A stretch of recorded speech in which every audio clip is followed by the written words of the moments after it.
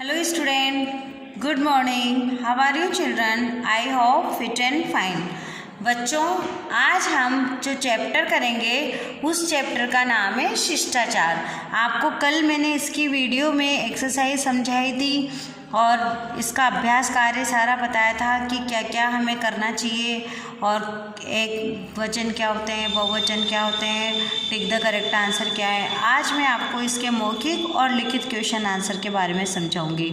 तो चैप्टर 2 जो हमारा शिष्टाचार का चैप्टर है उसे रिवाइज करेंगे हम।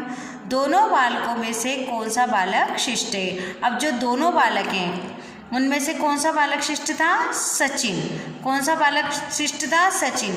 मनुष्य कैसा प्राणी है? मनुष्य एक सामाजिक प्राणी है।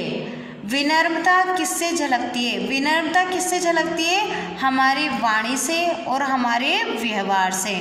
तो अगर आपको जल्दी अगर लिखना है तो आप जैसे मैंने आप यहाँ पर लिख रखे हैं आपको समझाने के लिए, तो आप भी लिख सकते हैं इनको बुक में। और जो बड़े वाले क्वेश्चन आंसर है, क्योंकि ये तो मौखिक है और वो बड़े वाले क्वेश्चन आंसर जो लिखित क्वेश्चन आंसर है वो तो हमें नोटबुक में ही करने रहेंगे।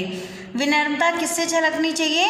विनम्रता वाणी और व्यवहार से झलकनी चाहिए। निजता से आप क्या समझते हैं? निजता से क्या होता है? जो निजता रहती है यानी अपना, तो व्यक्तिगत बातों और कर्मों से सब झलकते हैं। हमें किसी भी व्यक्ति के बारे में उसके व्यक्तिगत बातें नहीं करनी चाहिए।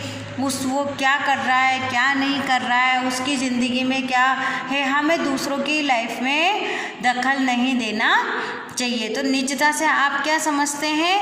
एक आप लिख सकते हैं कि व्यक्तिगत बातों और कर्मों से हम निजता से समझ सकते हैं। या फिर आप इस क्वेश्चन को आप सरल शब्दों में लिखें तो आप लिख सकते हैं व्यक्तिगत बातों और कर्मों से निजता से हम समझ सकते हैं। क्योंकि ये जो क्वेश्चन है वो मैं लिखित में भी आपको डिटेल में बताऊंगी।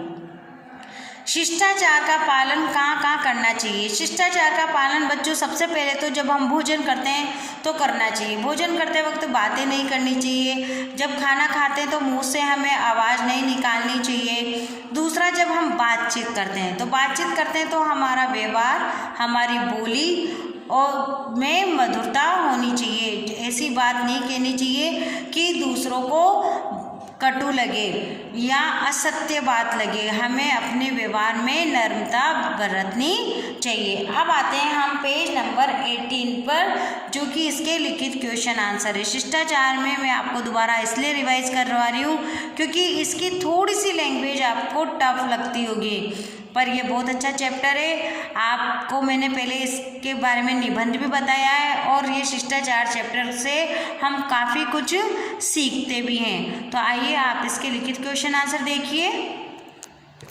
शिष्टाचार से आप क्या समझते हैं? शिष्टाचार से हम क्या समझते हैं? शिष्ट व्यवहार ही शिष्टाचार होता है। जो व्यक्ति का शिष्ट व्यवहार है वही शिष्टाचार होता है। अबे हम विनम्रता का व्यवहार किस प्रकार कर सकते हैं? हम विनम्रता का व्यवहार कैसे कर सकते हैं? अपनी वाणी को मीठा बना के, मृदु बनाकर और अपने कर्मों को अच्छा करके कर सकते हैं। आपको ये क्वेश्चन थोड़े 2 या 3 लाइनों में आंसर देना पड़ेगा बच्चों इसका। विनम्रता और चापलूसी में क्या अंतर है? विनम्रता होती है हमारा स्वाभिमान, यानी कि हमारा जो व्यवहार रहता है उसमें स्वाभिमान बना रहता है। और जो चापलूसी होती है वो क्या होती है? हमारा जो आत्मसम्मान होता है उसको चोट पहुंचाती है। तो विनम्रता और चापलूसी में यही अंतर है। विनम्रता हमारे स्वाभिमान को बनाए रखती है पर चापलूसी हमारे आत्मसम्मान को चोट पहुंचाती है। अब आपने चापलूसी करके अगर किसी की बुराई की है तो वो क्या होगा? हम अपने आत्मसम्मान को चोट पहुंचा रहे हैं। और अगर हम विनम्रता से किसी की अच्छाई करते हैं तो हमारा स्वाभिमान बढ़ता है। हमें दूसरों की निजता का सम्मान करना चाहिए, वो कैसे? ये क्वेश्चन अभी मौखिक में भी आया था तो मैंने आपको छोटा सा बताया था। हमें दूसरों की निजता का सम्मान कैसे करना चाहिए?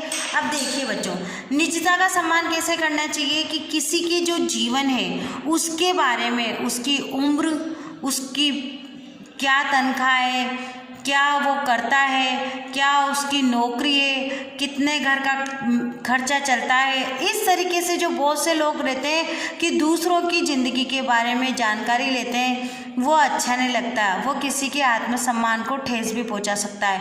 हो सकता है कि उसकी इनकम कम हो या उसका खर्चा नहीं चलता हो। तो ये मैं आपको जो डिटेल में बता रही हूँ, हमें ऐसा पूरा नहीं लिखना है, आपको सिर्फ समझाने के लिए बता रही हूँ। आपको सिर्फ इतना सा लिखना है कि हमें दूसरों के जीवन के बारे में दखल नहीं देना चाहिए, उसकी उम्र, उसका काम, उसकी तनख्वाह के बारे में जानकारी नहीं लेना चाहिए, ना उसकी जाति के बारे में पूछना चाहिए। कई बार हम पूछते हैं आपकी क्या कास्ट है, तो वो भी एकदम से अच्छा नहीं लगता। अब आता है भोजन करते समय किस शिष्टाचार का पालन करना चाहिए। ये भी मैंने आपको पहले बताया है कि भोजन करते वक्त हमें, खाना खाते वक्त क्या है, एक तो बोलना नहीं चाहिए, दूसरा खाना गिराना नहीं चाहिए। खाना खाते वक्त जो हमारी थाली है उसमें हमें खाना झूठा नहीं छोड़ना चाहिए, ये भी शिष्टता का व्यवहार है। दूसरा, खाना खाते वक्त हमें मुंह से आवाज़ नहीं निकालनी चाहिए। और बहुत मोस्ट इम्पोर्टेंट बात है, वो जो बहुत महत्वपूर्ण बात ये है कि अगर हमें कोई मनचाही चीज़ मिल रही है, या कि जैसे आपको गुलाब जामुन आपके सामने आ गए, तो सबके बीच में आप उन गुलाब जामुनों पे झपट्टा मारकर उसे खा लो, ये अशिष्टता का व्यवहार है। हमें अपनी मनचाही वस्तु पर अधीरता नहीं दिखानी चाहिए। क्या लिखेंगे आप कि हमें अपनी मनचाही वस्तु मिलने पर अधीरता नहीं दिखानी चाहिए। अब आते हैं हम 6 क्वेश्चन पर। जीवन में अनुशासन क्यों जरूरी है। जीवन में अनुशासन जरूरी है क्योंकि हम एक सामाजिक प्राणी हैं, हम समाज में रहते हैं, हमें अनुशासन का पालना करनी पड़ती है। हमारे द्वारा व्यवहार से किसी को नुकसान न पहुँचे, किसी को बुरा न लगे या हमारा व्यवहार खराब नहीं हो, इसलिए हमें हमेशा, चाहे वो विद्यालय से पढ़ते हुए हों, आप कहीं बाहर रहते हो, कहीं जॉब करते हो, हमें हमेशा अपने जीवन में अनुशासन में रहना चाहिए। किन किन अवसरों पर अनुशासित रहना चाहिए। जब आप धार्मिक स्थलों पे जाते हैं, मंदिर में भगवान से प्रार्थना करते हैं, तो वहाँ शोर शराबा नहीं करना चाहिए, दूसरों को दखल नहीं करना चाहिए। तो धार्मिक स्थलों पर, शोक सभाओं पर किसी की मृत्यु होगी और आप वहाँ पर गाना सुन रहे हैं, मोबाइल चल रहा है और बातें कर रहे हैं, इस तरीके से थोड़ा थोड़ा हमें ध्यान रखना चाहिए। तो धार्मिक स्थलों पर, सभाओं पर, मंचों पर, वहाँ पर हमें अनुशासित रहना चाहिए। तो बच्चों, ये क्वेश्चन आंसर आपको समझ में आ गए होंगे। जिन बच्चों ने नहीं किए वो मैंने बोल के बताया, वो लिख सकते हैं, समझ सकते हैं और लिखने का अभ्यास करें। इसका कल अभ्यास कार्य मैंने आपको बताया था, जिसमें विलोम शब्द, वचन और उपसर्ग। आज मैं आपको उपसर्ग के बारे में और बताती हूँ। तो आप इसी चैप्टर के पेज नंबर 19 पर आइए। जो शब्दार्थ किसी शब्द से पहले जुड़कर उसका अर्थ बदल देते हैं उसे क्या कहते हैं, उपसर्ग। अब देखिए, अ प्लस शिष्ट, शिष्ट क्या होता है, शिष्टता होती है। अब इसमें अ लग गया तो क्या हो गया, अशिष्टता होगी, यानी कि अ लगने पर उसका अर्थ ही बदल गया। निम्न उपसर्गों में शब्द जोड़कर नया शब्द बनाइए। धर्म प्लस अ तो क्या हो जाएगा, अधर्म। न्याय, न्याय क्या होता है कि हम किसी के साथ बुरा न करें, सबके साथ न्याय करें, पर उसमें अ जुड़ गया तो क्या हो गया, अन्याय। गुण, गुण क्या है, अच्छा है, पर इसमें अव जुड़ गया तो क्या हो गया, अवगुण। नीति, नीति में अव जुड़ गया तो क्या हो गया, अवनीति। तो ये हो गया हमारा उपसर्ग। बच्चों, कल मैंने इसी चैप्टर के आपको विलोम शब्द बताए थे, वचन बताए थे, व्यक्तिवाचक, जातिवाचक और भाववाचक संख्या बताई थी, और विशेषण और विशेष्य शब्द भी बताए थे। आज इसके क्वेश्चन आंसर हो गए।